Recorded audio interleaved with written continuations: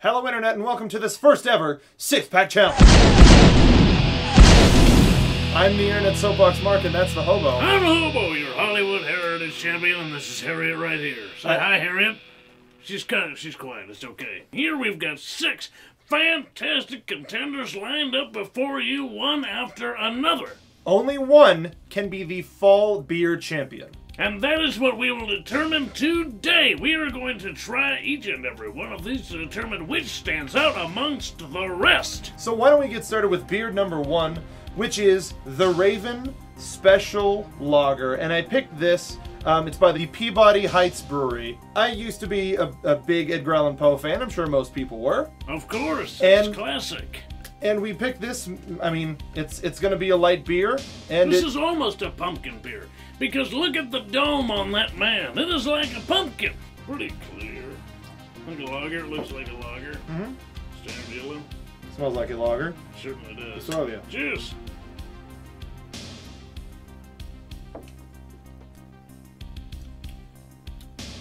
I like it.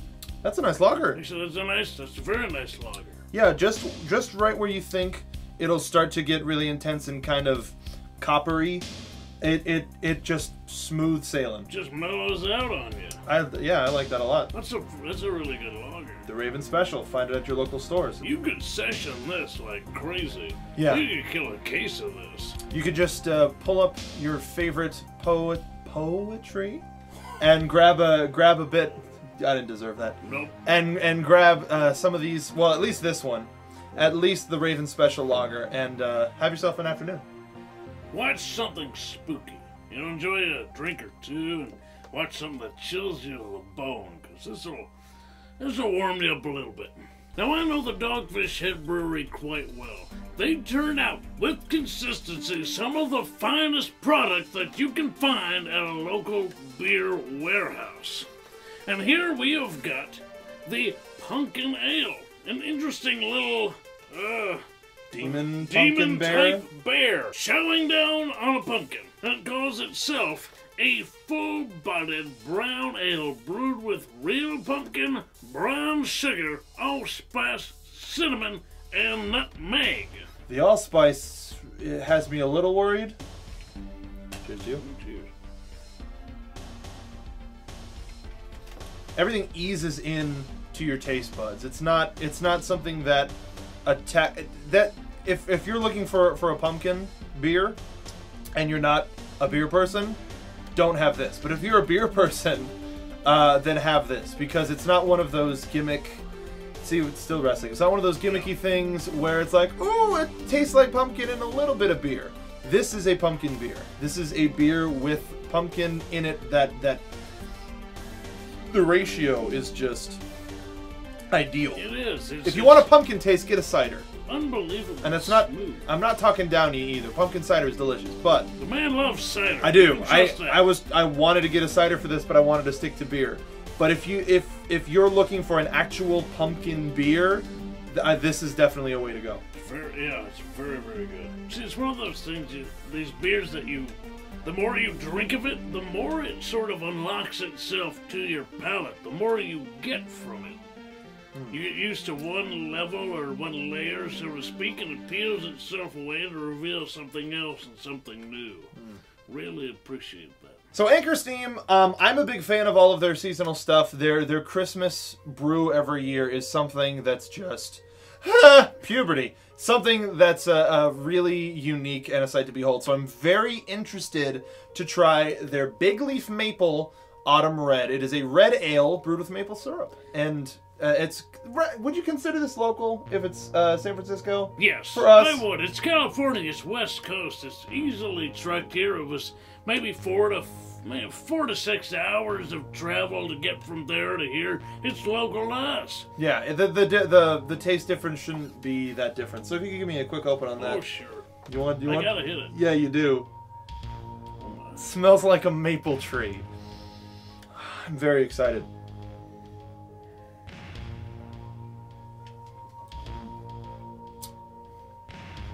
A little bitterness right off the top, but it's nothing that kicks you off of like to get out of here. This is too complex for you. What I was half expecting, if this wasn't Anchor Steam, you would probably get a super sweet, syrupy type of taste. But what they did with the maple is they used it to balance out the bit of the complexity of the red to make it more accessible to people with a little bit more of a basic beer palate. So it's very accessible. If there's one thing I can say about Anchor Steam, it's handy capable. For those of you who don't know beer very much, and that's not an insult at all. If your tongue is broken, you two can still enjoy this. If you don't consider yourself a beer person, Anchor Steam's special releases, especially keep an eye out for now, I would say autumn and winter. If you smell the empty glass, it just smells like syrup. There you go. That's weird. If you go with Anchor Steam, there's usually not a bad moon rising. See, I believe in challenging yourself when it comes to drinking. My wife, though, Bet, is much of the same mindset, and I give her absolutely the most credit that I could possibly give. She does not like everything I drink, but she does not need to because she tries it. She is bold in her experimentation. She knows what she likes and she knows what she doesn't like because she tries it all, and I respect that deeply. Most folk who do go out for a fine beverage should share it because it's complex and it really enhances all of the tastes that you'll get because it wakes up taste buds that you never thought that you would use. Is this a normal thing? Are we going to do this as a seasonal thing? Christmas is coming. Hey man, and then spring and then summer. That's 4 times a year. Yeah, this is a special event. That ain't bad. It's kind of like a marathon. And you don't even have to pay $9.99 for it. I mean, doing Help Me Hobo after this, man. I told you to kill somebody last time. Who the hell knows what this time? Last time? Last time. My mouth is working well. No. Next in line is the Firestone Brewery Oktoberfest Marzen beer. This is, again, Firestone Brewery, Paso Robles. This is technically very local. Relatively local. We could have picked 2 to 3 hours north of where we currently are. So this is an Oktoberfest. This is traditionally a German style of beer. Why did you pick a local brew, Hobo? Well, quite frankly, I trust them. I trust them with such a task as to make a beer that honors the true spirit of Oktoberfest while putting their own personal spin on it. Yeah. Yeah. Wow. That's what I expected.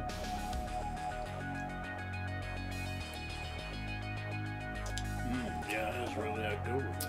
This is it's light, but it's not. It doesn't taste light. This is something that I would drink on a hot day. Like this. No. This is better. I would. I'm not gonna say that this is better than American. Almost lager. I was gonna say this is better than American lagers, from like your standard Coors, Miller, Bud, stuff like that. Definitely. Don't even.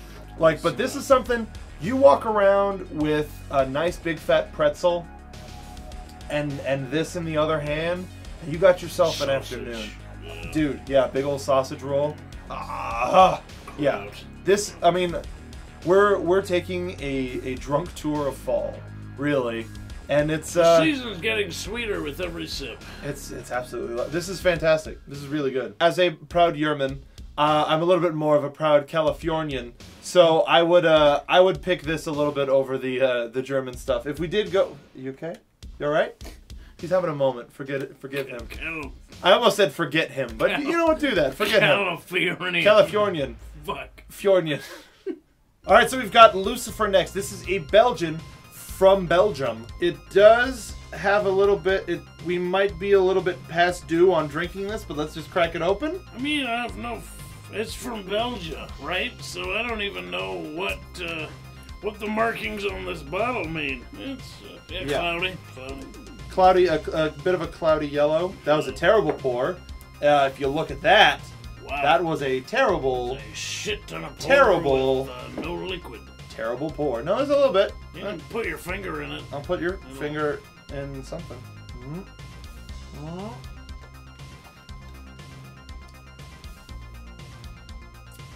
That's really something. Wow. None of these are above an 8%. We can say that for certain. This is finally spikes at 8%, which is definitely higher than the average, obviously. America. But the Belgium. Belgians are some of my favorites. I like doubles. I like triples. There's just something about them. They're so rich. They're so full. It gives it a different type of taste. So whenever I get a chance, I go for a Belgian or a Belgian style. Holy fuck. There it is. There it is. Is it right there? So I think my body just, I have such big hands. This right here is the Undead Party Crasher. One of actually probably. Oh shit, I didn't see what it was. My favorite title. I did not see what it was. By the Clown Shoes Brewery. It's like if you slit a dead man's wrists. All the color that comes out, pure black. We're going... Holy fuck. We're going from a Belgian to an Imperial Stout.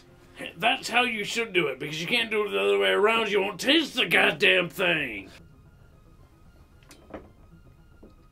Wow. That does not taste like it smells. Oh man, that's exactly why I picked this damn thing. Most of the time when you get the Imperial Stout, you are overwhelmed, absolutely overrun with the taste of anise. It is everywhere. The licorice flavor. That's what I was expecting. And you did not get it here. That's magical. It's like, let me equate it like this. You're on a roller coaster. You're going up the hill. And just as you're thinking, wow, this hill's a little bit longer than I expected, you shoot straight down. Oh. It's fantastic. And you get all of the nice, dark, kind of burnt flavors. I'm a guy who enjoys a nice slice of burnt toast. And that's not bad. Like the burnt when it comes to this and when it comes to beer, I would even say not quite burnt, but more toasted. Like if deeply to like a nice toasted nut, like this is beyond fantastic. If you're a fan of beer or not, if you're a fan of maybe dark chocolate, whether it's super dark or semi-dark, this is right up your alley. This is just sweet enough and just bitter enough to balance itself out and just maintain that awesome taste. I mean, really, as soon as you think it's gonna get out of control, you take a sip and you go, this may not agree with me.